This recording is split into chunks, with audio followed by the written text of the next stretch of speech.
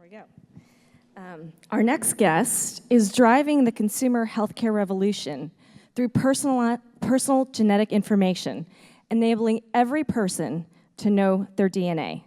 Anne Wojcicki is CEO and co-founder of 23andMe, which she started in 2006 after a decade spent in healthcare investing primarily focused on biotech. Her hope was to empower consumers with a way to generate more with access to their own genetic information and to create a way to generate more personalized information so that commercial and academic researchers could better understand and develop new drugs and diagnostics. Presently, 23andMe has built one of the world's largest consumer-facing databases of individual genetic information. Its novel, web-based research approach allows for the rapid recruitment of participants to many genome-wide association studies at once, which reduces the time and the money needed to make new drug discoveries. The company has created a proven and standardized resource for finding new genetic association and confirming genetic loci discovered by others. Under Anne's leadership, 23andMe has made significant advances in bringing personalized medicine directly to the public. Anne graduated from Yale University with a BS in biology. And here with Steve Clemons of The Atlantic, we bring you a fireside chat, fueling a healthcare revolution through consumer empowerment. Please welcome Anne Wojcicki.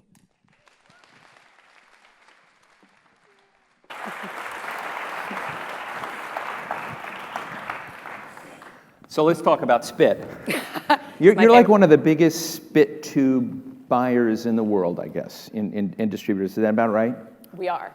We're spit dealers. Spit dealers. Mm-hmm. I just want to start off, we're going to have a little bit of fun today and go through this, but when I was doing my research on you, Anne, I was getting this sense you're sort of a New Yorker, moved to, kind of heaven out here, but mm-hmm. you had a pal you were meditating with, mm-hmm. and if the reporter got this right, you basically said, "Fuck you! I don't have time. I'm drinking coffee and eating bacon and swearing a lot." Was that your entry into this world here? So it's slightly. So I grew up out here, and then I went to college back east, and then I was on Wall Street for 10 years.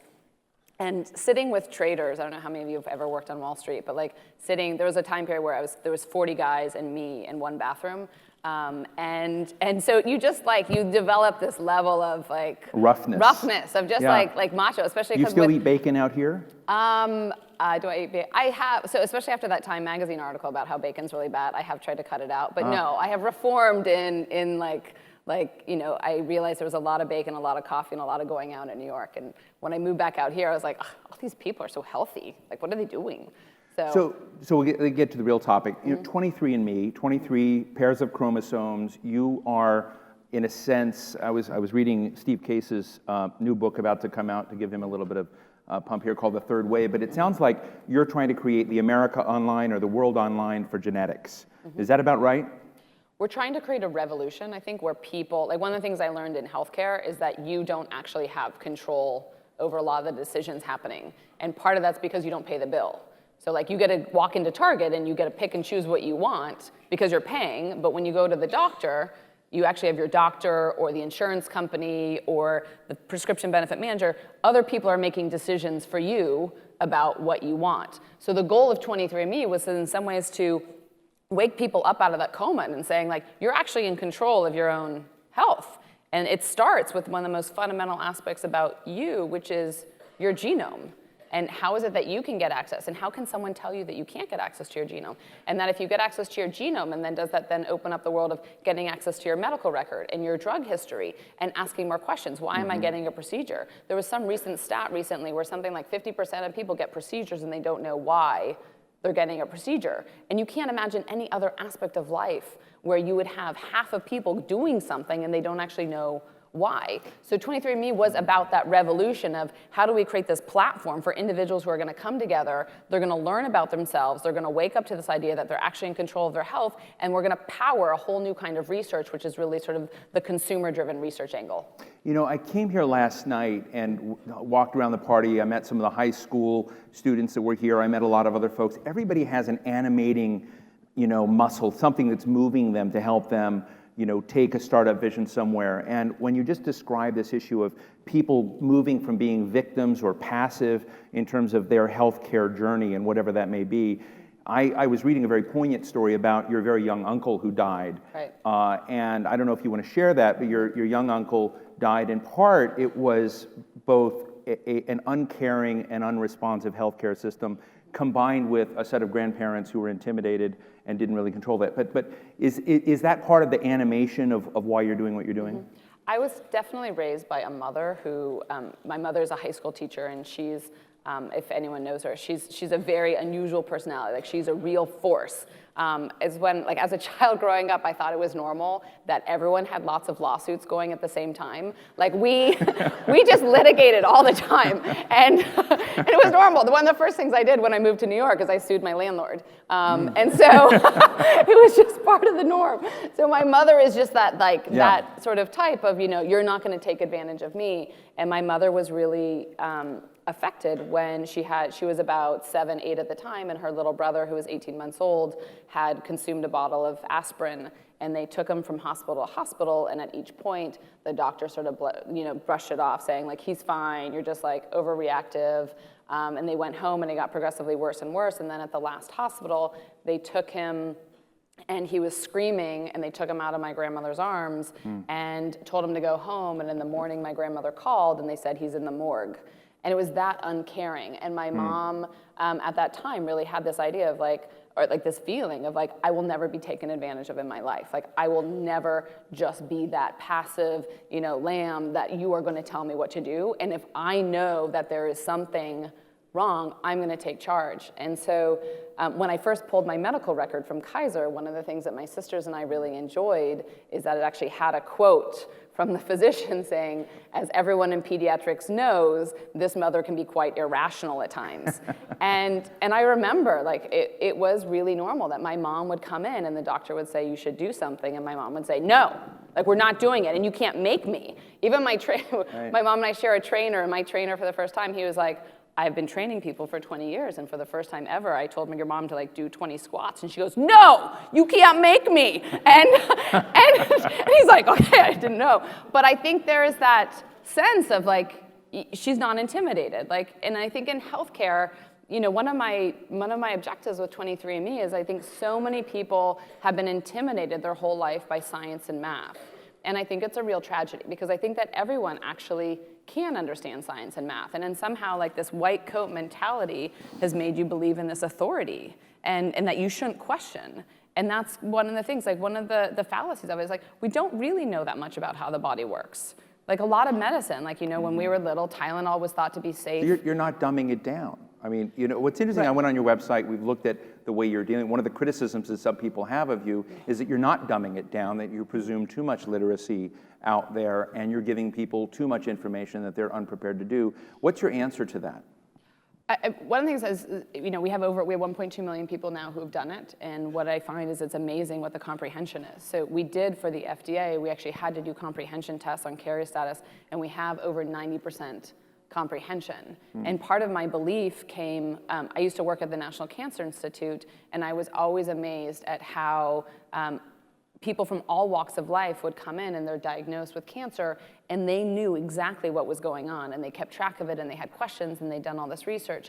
And that experience always gave me that belief that actually anybody who has the right motivation can be really engaged in science. And I think one of the beauties of 23andMe is because it's all about you, the individual. We're essentially giving you this platform to learn about yourself, that then people actually really spend the time trying to learn about themselves. One of the aspects that, as I understand it, of really successful entrepreneurs, people like Mark Andreessen up here talking about disruption, and you're clearly a disruptor, creating a whole new field in a way, is the ability to move fast, be nimble, and take a big hit and figure out what to do. And the FDA tried to shut you down.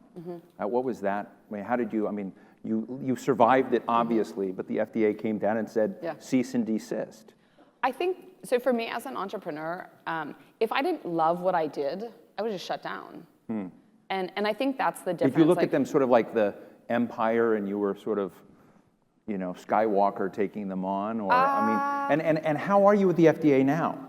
So, I mean, the FDA, so what happened is that we believe most medical devices out there are actually regulated by Medicare. Right. And so when we came out, we said, we believe we're regulated by Medicare, and the FDA came and said, no, you're not, you're regulated by us. So, I mean, being shut down and in a nasty way was not, you know, I mean, the the highlight. FDA letter is a nasty letter. Yeah, no, it's a highly emotional, nasty letter.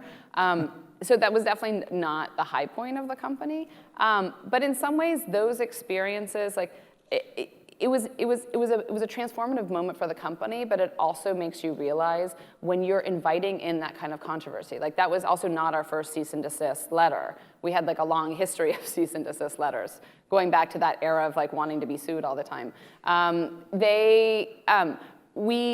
You know, in some ways, I saw it actually as a sign of success, that we had done things in a different enough way, that we had stirred enough controversy, that people were stepping up and taking notice. And like, for instance, we actually had a congressional hearing, and when we had the congressional hearing, I joked to my general counsel, I was like, look, lots of other startups pay millions of dollars to get meetings with senators. They called us. Free. I was like, this is almost for free. Like, we should go shopping. We should make sure we look good. Like, let's. So I think a little bit is getting that right perspective. Right. Like and again, but it's an important lesson for people to hear that you had a tsunami, you know, essentially come at you from the government, and you had a vision of really opening up this DNA future for individuals so that they get an understanding. And you've done this in Parkinson's. I mean, one of the fascinating things, just to sort of, you know, jump ahead, are these pools of people with DNA profiles in Parkinson's, and I've begun to sort of see it in things like autism and in you know, other diseases that you're coming in. You're really providing the pathway for that. Sure. And so I guess the question is, are you beginning to get more people in the government? I mean, I'm looking at the government as sort of an inhibitor. Are you beginning to seduce them? I mean, one of the takes on you is that you're able to get what you want by charm. Are you charming the government to? I think the thing for me, and I think the thing for entrepreneurs, is when you really believe in what you're doing, it sells. Like it. So again, for me, for 23andMe, it's not. You know, obviously we're a startup. We want to make money. We want to do really well. We want to transform things. But it's also a mission, and it is a personal belief that you are entitled to this, and that this is actually the right thing to do. Society needs to move in this direction. And so I think that when, you know, we also appeal to the individual. There's not a single congressman or congresswoman or senator that we've met with where you tell the story and they're like, oh, like that doesn't resonate. Like, have any of them done their coding with you? For sure, yeah. A lot of people have actually spat. And you want to name any senators that have spit in the tube? I can't remember. I mean, I can't remember actually like specific people, and I can't remember who's consented. I wouldn't. Donald Trump would be fun. We did talk about actually trying to do a Republican versus Democrat, see if there's anything genetic there. We did once an Apple versus PC, and that was like really humorous in the early days of like, is there a genetic association with people who use apples?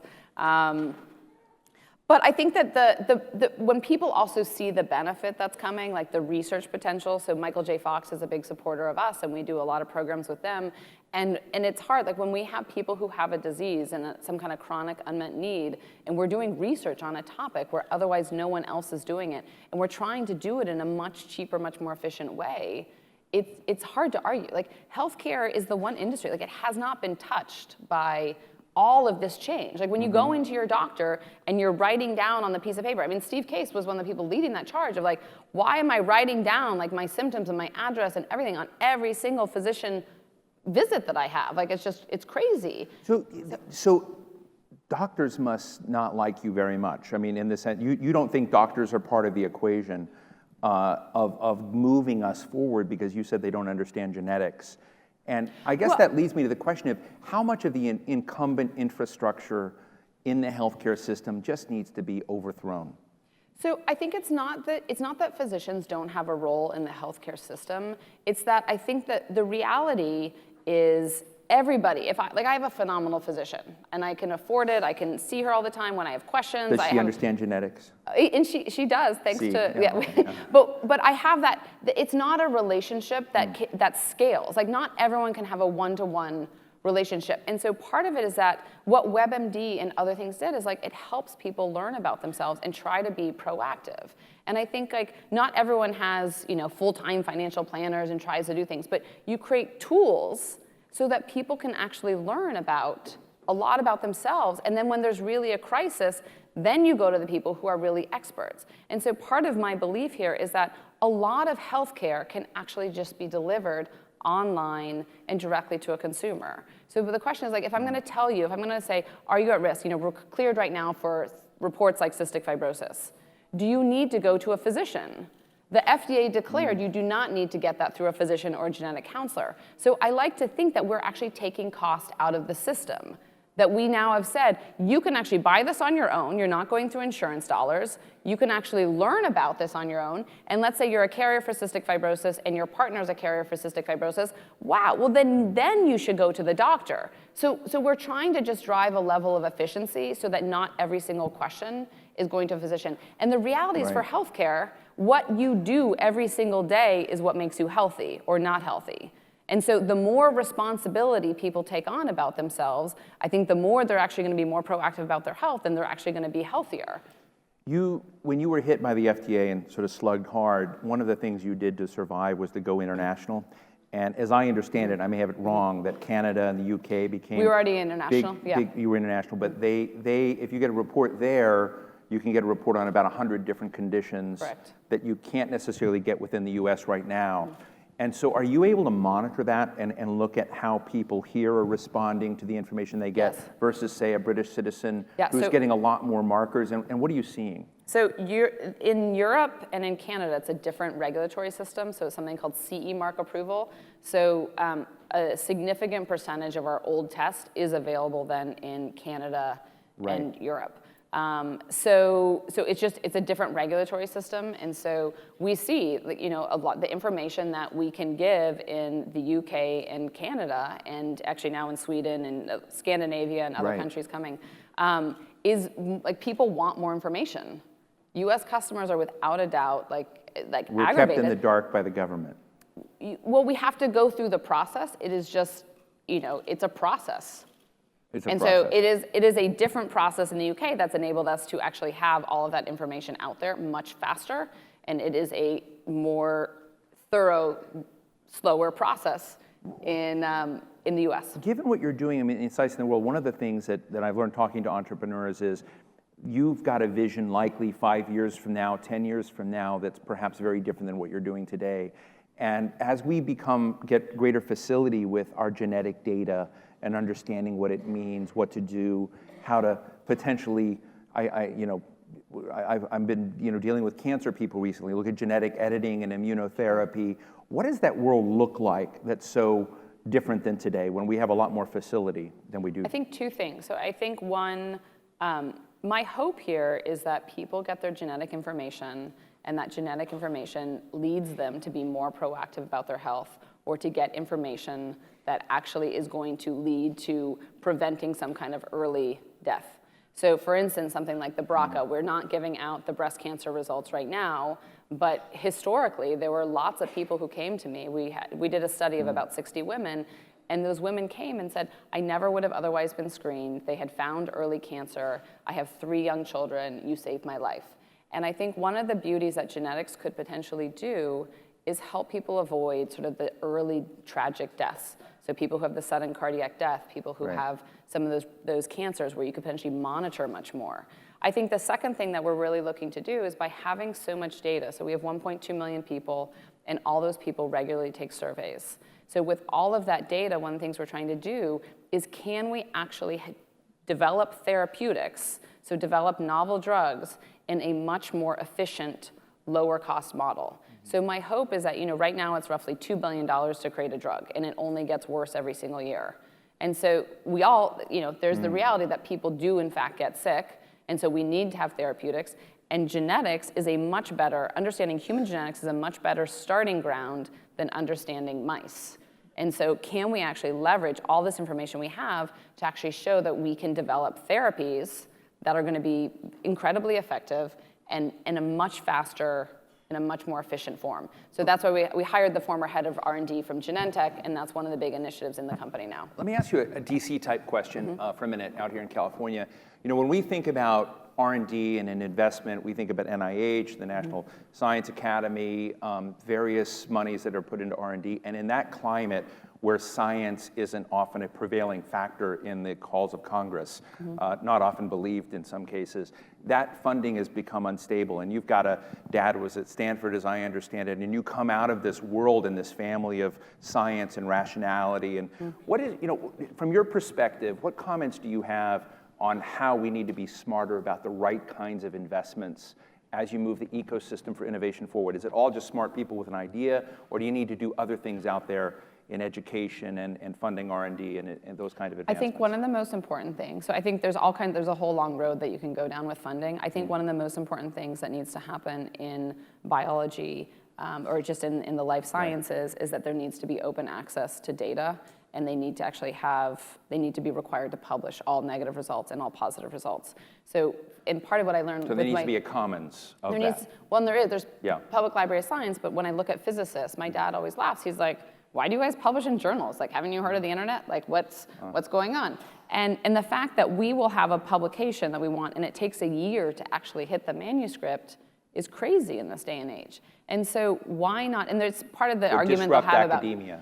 Well, I just think if you really want to make advances, you need to get all that data out there, and you need to know what actually failed and what is working. And that if you have to go and pay $25 to $50 for every publication that you want to read about, you're slowing down the process. And there's just very little collaboration. Part of what 23andMe is trying to disrupt is by having one giant data set that everyone then can research from. In some ways, you're eliminating the fact that Stanford might have more, people with lymphoma, and that Harvard has more people with arthritis, and that therefore only they can do the research in those areas. We're trying to actually create competition in the data analytics. Last question in 18 seconds. If you were to tell people out there who are out there in the startup field what your North Star was in success, and you kind of have this kind of ridiculously successful family, but sort of North Star startups, how to make it work, what are the most important factors, what do you want to convey in a few seconds? I think two things. Like one, I think the thing with me and my sisters and my whole family, everyone that we're surrounded by, people love what they do. And I love what I do. Like when I see people, I used to work in hospitals. I used to work at San Francisco General and at Bellevue Hospital in New York. And when I see people like being taken advantage of, like I almost want to kill them. Like the animal instinct of like someone being taken advantage of when they're in that fragile position, it just like, it kills me. So I'm so driven by what I do because I really believe in the mission. So I think that is actually one of the most important things. I think second, you have to be totally comfortable accepting your failures. And failures, like to me, there's always that question, it's like, is failure a dirty word? People don't want to fail. Like, we fail all the time. Like, I'm constantly reevaluating what we're doing because we'll make a wrong decision. Like, I might have made a decision in November and then I decide today, like, that was actually the wrong decision. We need to pivot. And so it can be whiplash a little bit sometimes, but being able to be comfortable with knowing, like, that was wrong and I'm not going to stick to it just because of that, and owning it, like, I made the wrong decision. Like, with the FDA stuff, we'll say, like, we made mistakes. You have to own it. So I think that is the two things. When you love what you do and you can recognize that you're going to fail all the time, but the only way you're actually going to succeed is to then build on all of those failures to figure out what works. Ladies and gentlemen, Anne Wojcicki, 23andMe. Thank you. Thank you. Thank you.